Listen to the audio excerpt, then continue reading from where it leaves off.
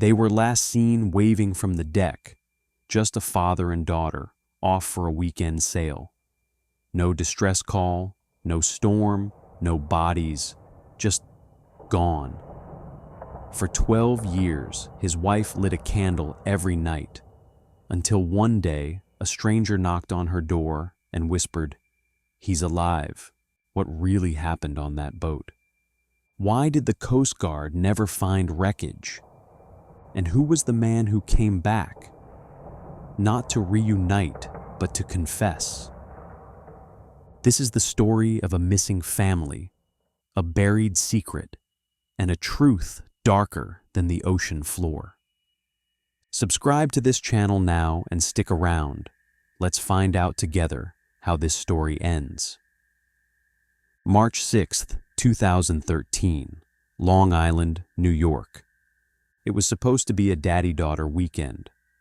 Michael Weaver, 42, and his 10-year-old daughter Lily were heading out on his prized Catalina sailboat, the Summer Wind. They'd done it before, every spring, every fall. Photos from that morning show them smiling. Lily had her favorite life vest on. Michael was checking ropes, logging the GPS route like always. His wife, Claire Weaver, kissed them goodbye at the dock. "You guys be safe," she said. Michael smiled. "Back Sunday, promise." But Sunday came, and Sunday went. No boat. No call. Nothing. By Monday morning, Claire had called the Coast Guard. The marina manager, Stan, confirmed. The Summer Wind had checked out. Weather was clear, calm tides, no alerts. The search began by air, by sea, by drone. But the sea stayed silent. After 5 days, the Coast Guard issued a statement. No signs of vessel distress, no wreckage, no flares, presumed lost at sea. Claire refused to believe it. For 12 years, Claire left the porch light on. She kept Michael's side of the bed untouched. Lily's room was sealed like a museum, stuffed animals still on the bed, a half-colored book still on the desk. Most people moved on. Claire didn't. Every month, she wrote a letter to the Coast Guard. Every year, on March 6th, she held a vigil at the marina. She wouldn't let their story die, her sister once told the local paper, because something about it didn't make sense. She was right. April 11th, 2025. A Friday. Claire was drinking tea on the porch when she heard it. 3 knocks. Firm, slow, strange. She opened the door. There stood a man, mid-50s, weathered, wearing an old army jacket and a baseball cap. He looked shaken, pale. "You don't know me," he said, "but I knew your husband. I worked with him. After." Claire's blood ran cold. "After what?" she whispered. He pulled something from his coat, a photograph. It was Lily, older, maybe 14 or 15, in a dim room, blank stare, chain around her ankle. Claire collapsed. His name was Reed Dawes, former Navy electrician turned offshore welder. He claimed to have worked on a private island 200 miles off the Florida Keys, hidden, owned by a man named Sebastien Roulier, a name Claire had never heard. Reed had been hired to fix generators and install underwater surveillance. That's when he saw her, Lily, in a locked compound. "Why didn't you say something?" Claire cried. "I tried," he said, "but you don't just walk away from people like Roulier." Claire contacted the FBI. They ran the photo. Metadata confirmed it was taken in 2017, 4 years after Lily disappeared. The case was reopened. The FBI dug into Sebastian Roulier. Nothing. No criminal record, no tax filings, no land deeds under his name, until Claire remembered something. Michael had once mentioned a man from his Navy days, someone with money, boats, a French accent. The name? Bastien Leclerc. The FBI ran it. Same face, different name. A warrant from 2002, suspicion of trafficking. Dropped due to lack of witness cooperation. Then he vanished, until now. But the island? Still off the grid. No satellite visuals. No naval patrols nearby. Reed drew a rough map from memory. Dock, compound, power shed, radio tower. The FBI started planning. Claire? She just wanted her daughter back. They couldn't raid the island without cause, so they baited it. The FBI leaked a fake distress call, an oil spill hoax. 3 days later, a supply ship left the island, heading for Miami. Agents tailed it. The shipping manifest was fake, but one item stood out: IV fluids, pediatric dosage. That was enough. Operation Tidebreaker was greenlit. 12 agents, 2 boats, 1 satellite drone, no backup. They reached the island at 4:44 a.m. It was quiet. Too quiet. Then, from the trees, a flare. Not from the FBI. From inside the compound. The compound was empty. No guards, no staff. But inside, rooms, lined with beds, photos, medical records, children's drawings, 7 girls, no IDs, no names, and one bed, marked L.W. Lily Weaver, under the mattress, a worn-out book, a pressed flower, and a note written in a trembling hand. He told me you were dead. I don't believe him. I dream of the porch light. Claire broke down when they read it aloud. But no sign of Lily, no sign of Michael, only security footage.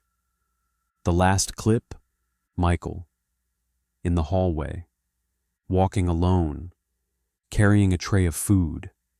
3 months ago.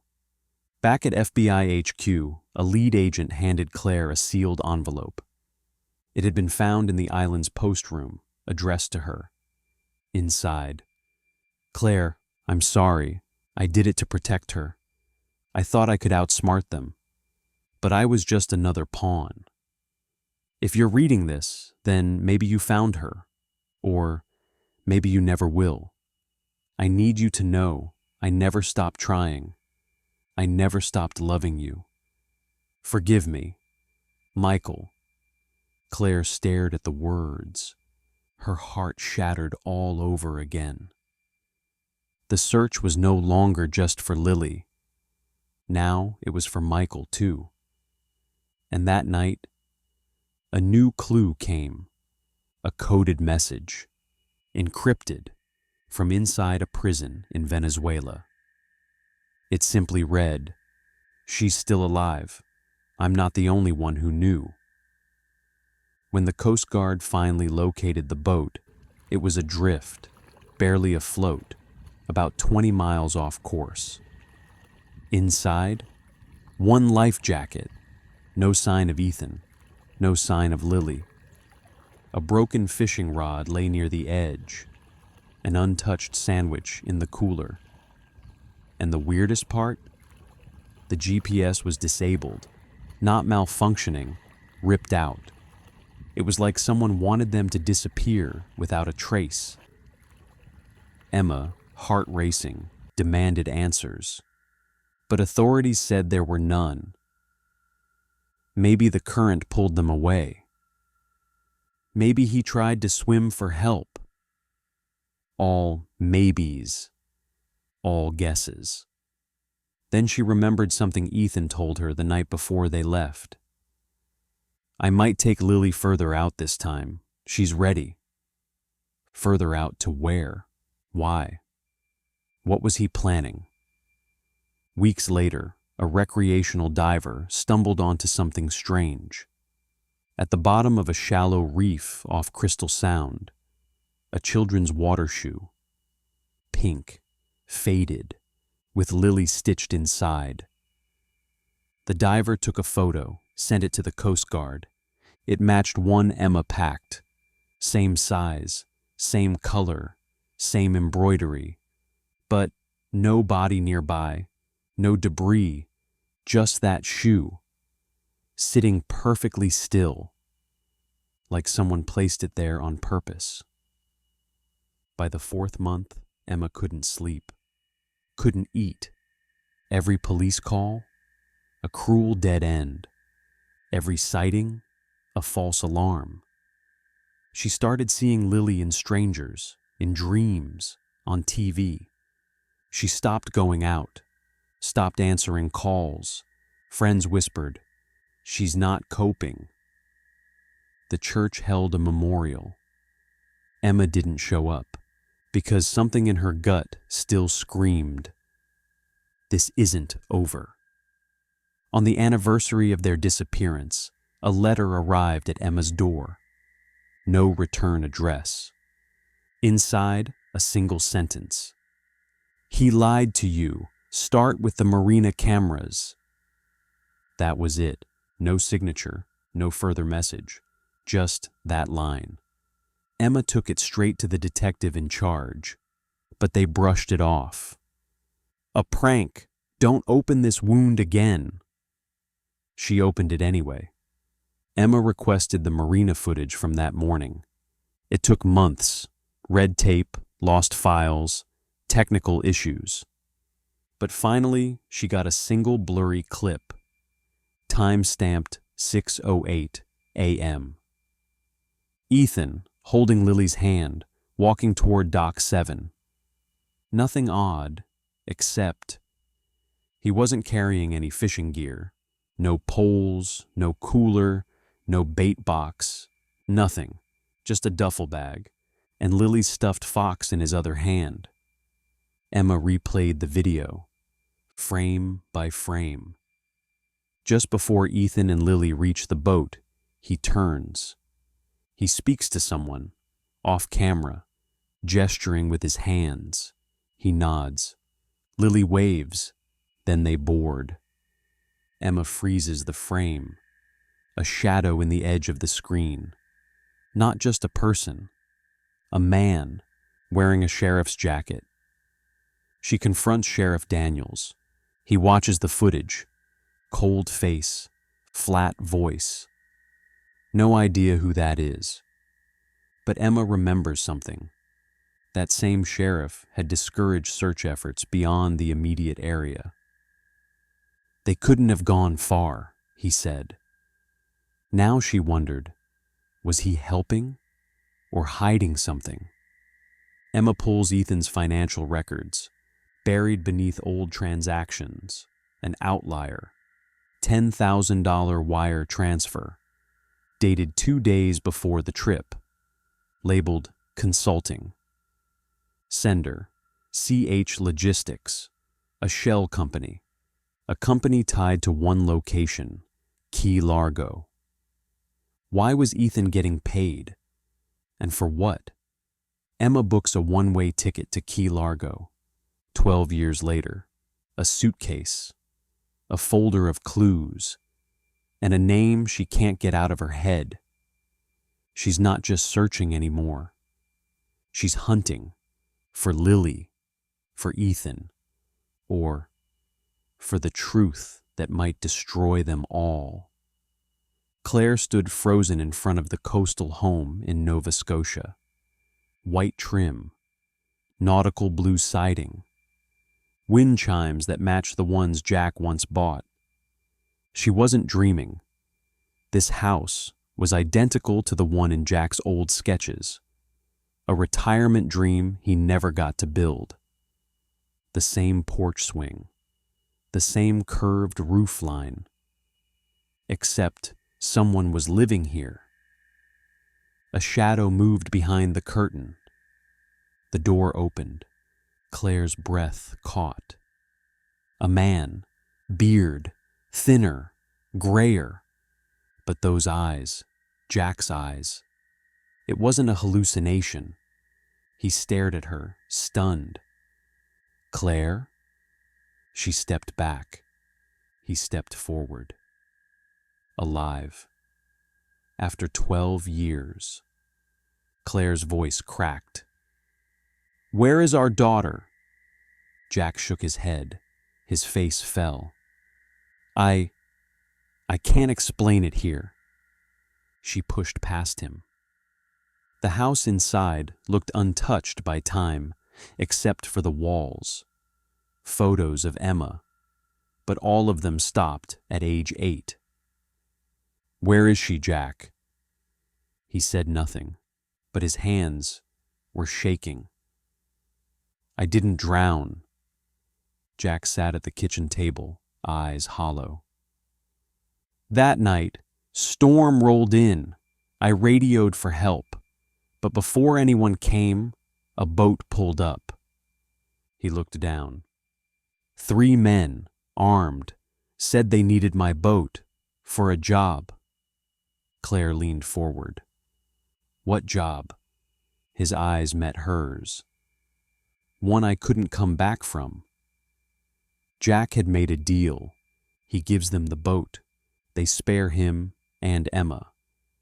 But when he handed it over, Emma was gone. They said she was leverage. If he ever spoke out, she'd disappear for real. So he ran. Canada. A new name. A life in hiding. Until now, 12 years. 12 birthdays. 12 Christmases. 12 years of grief. You left me to think you were both dead. Jack whispered, I thought staying gone would protect you. Claire slapped the table. Number you disappeared to save yourself. Claire pulled out her phone, showed him the girl from the school, the one with Emma's scar. Jack froze. That's her. He stood. That's Emma. But where was this? Claire's eyes narrowed. Right here in Nova Scotia. Jack's legs nearly gave out. They kept her close? He whispered more to himself than to Claire. I thought she was overseas, gone. Claire grabbed her bag. Then we get her, now. But Jack grabbed her wrist. They're still watching. They'll know. Claire stared him down. Let them. Claire contacted Tom, the retired detective who had quietly reopened Emma's case. He answered in one ring. I knew you'd find something, he said. They met in a diner 2 towns over. Claire explained everything. Tom leaned back. This goes deeper than I thought. Tom revealed a lead, an island 6 miles off the coast, technically private property. Locals called it Whisper Key. Fishermen avoided it. Too many patrol boats. Too much secrecy. Tom slid a photo across the table. An aerial shot. 1 building. 1 helipad. 1 purpose. Jack's face went pale. That's where they took her. They couldn't go to the police, not yet. Claire, Tom, and Jack made a plan. Jack had old boat routes memorized. Tom pulled strings for a drone. Claire? She contacted every mother of a missing child she knew online. They formed a chain. Bring Them Back started trending. The pressure was building. The drone feed came in at midnight. Infrared, night vision, 2 guards, a girl walking the perimeter, same height, same building. The walk, it matched Emma's. Claire's heart nearly stopped. "She's alive," she whispered. Tom nodded. "Now we prove it." They prepared a rescue, but word got out. An anonymous tipster warned them, "They're moving her." Claire stared at the screen. Her daughter was slipping away again. But then Jack stood.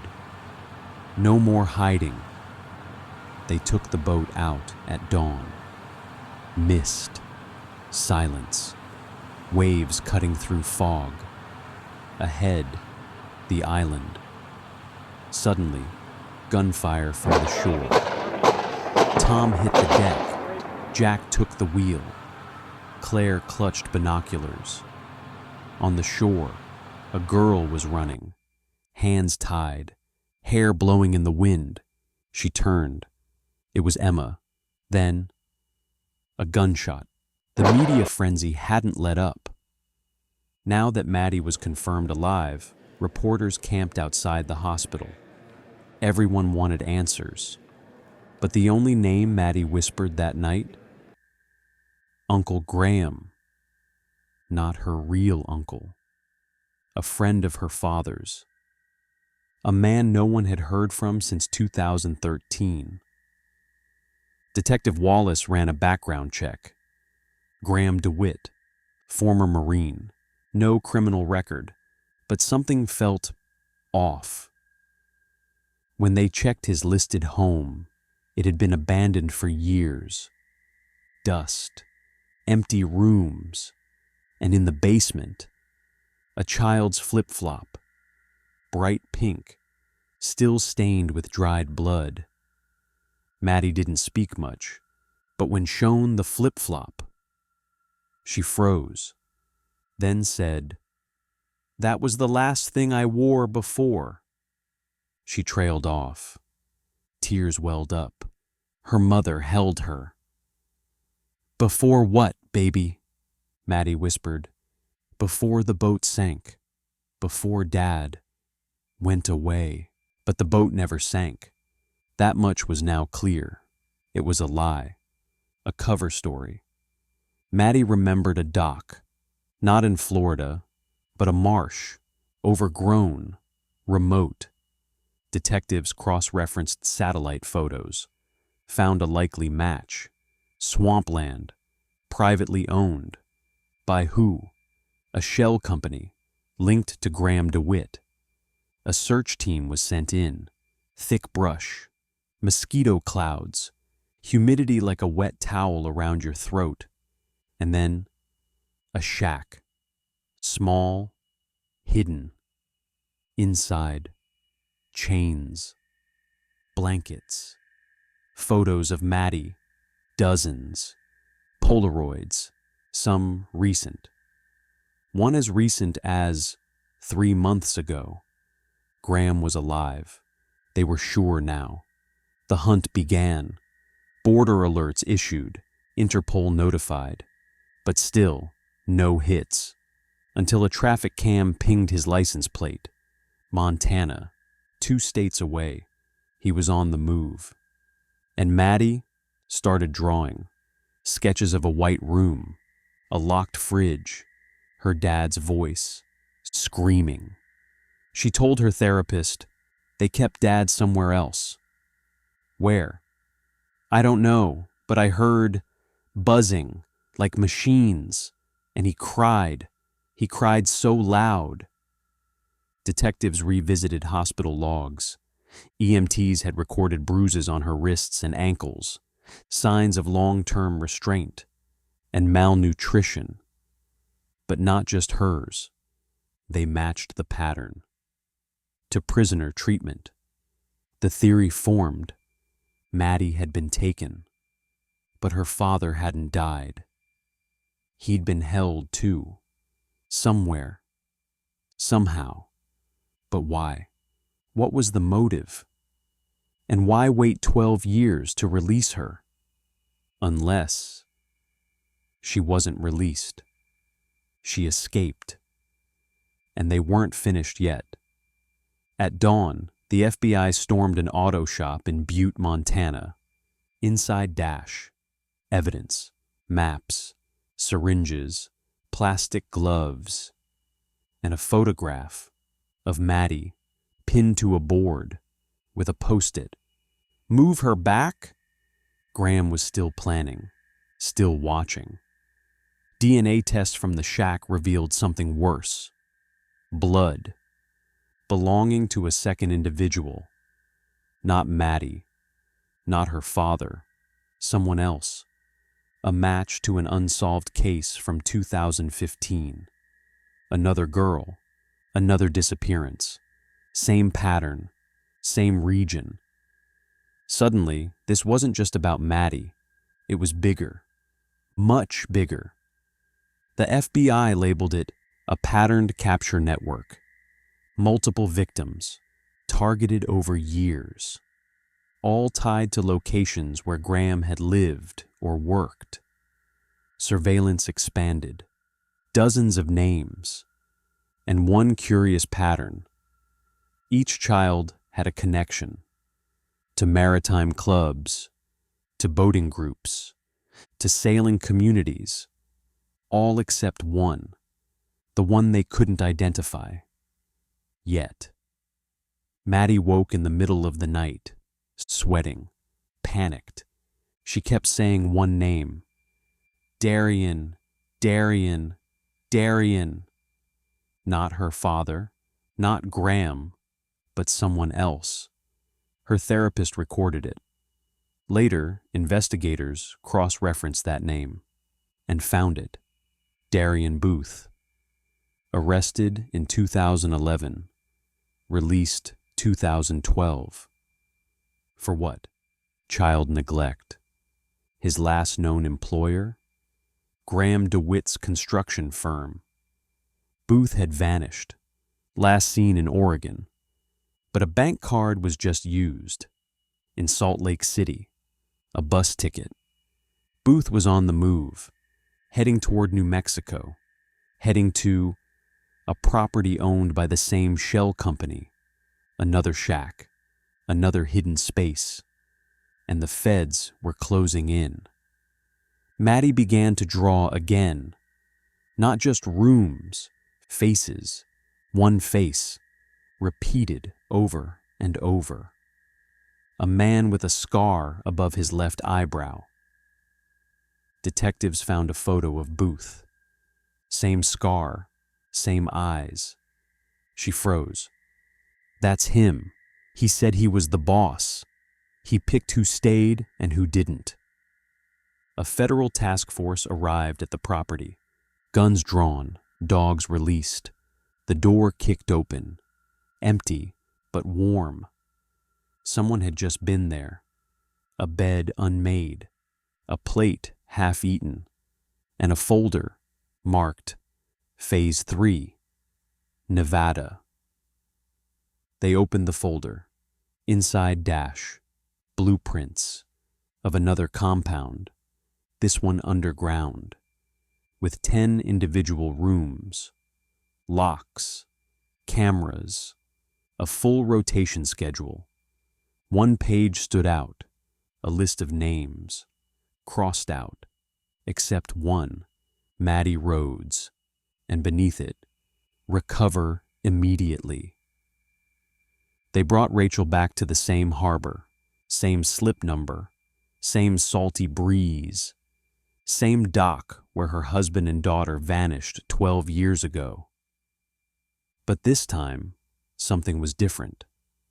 A dive team had found a submerged anomaly. The object sat 80 feet below, partially buried in sand. Sonar confirmed it. A boat hull. Rachel's heart caught in her throat. Divers went down at dawn. Within minutes, they surfaced, eyes wide. The name on the side? Lady Grace, Jake's boat. The cabin was intact.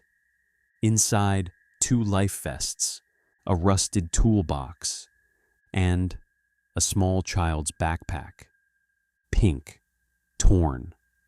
The initials, LW. Forensics worked fast. Clothing fibers matched Leah's, but no remains, no bodies, just traces of blood on the handle of the cabin door. The location puzzled everyone. It was 16 miles off course. Jake had logged a northern route, but this was east and close, too close to Devil's Hollow. Rachel stared at the map. She whispered, "He changed course. But why?" Then she saw it. An old lighthouse marker, no longer on updated maps. She brought it to Detective Garner. He cross-checked. That lighthouse? Privately owned. Abandoned since 2005. Guess who had purchased it? Victor Hensley, Rachel's brother-in-law. The man who once warned her to let it go. The man who stood to gain custody of Jake's assets after a 7-year declaration of death. A warrant was issued that evening. The lighthouse was searched. Inside, dust, Moldavian rotting beams. But in the basement, a freezer, locked. They broke it open. No bodies, but photos, dozens, of Jake, of Leah, taken from a distance, from the waterline, from behind bushes, timestamps, all dated after they disappeared. 2009, 2010, even 2013. Victor had been watching them. Another folder, letters, unopened, addressed to Rachel, written in Jake's handwriting, each one stamped but never mailed. "Rachel, we're alive. We can't come home. It's not safe." The truth unraveled fast. Victor had been involved in illegal offshore deals. Jake found out, planned to testify, so Victor made him disappear. But Jake didn't die. He ran, with Leah, until one stormy night he tried to come back, but they were followed, chased back into open water. The boat was sabotaged. Jake fought back. Leah escaped, alone. It was Leah's blood on the door. 12 years. Victor was arrested. The lighthouse condemned. Rachel held the letters in her lap, silent, shaking. She didn't get Jake back, or Leah, but she got the truth. The final shot, Rachel standing at the edge of the dock. Same place Jake left from. Wind in her hair, a single flower in her hand. She lets it go, and it drifts slowly across the water. Home. Let's discuss in the comments. What do you think Jake was really running from? Was it just Victor, or something bigger? Do you believe Leah ever survived that final night? Why or why not? If Rachel had opened that first letter, do you think the ending would have been different? Subscribe to this channel, Unsolved Crime Digest, for more true crime stories.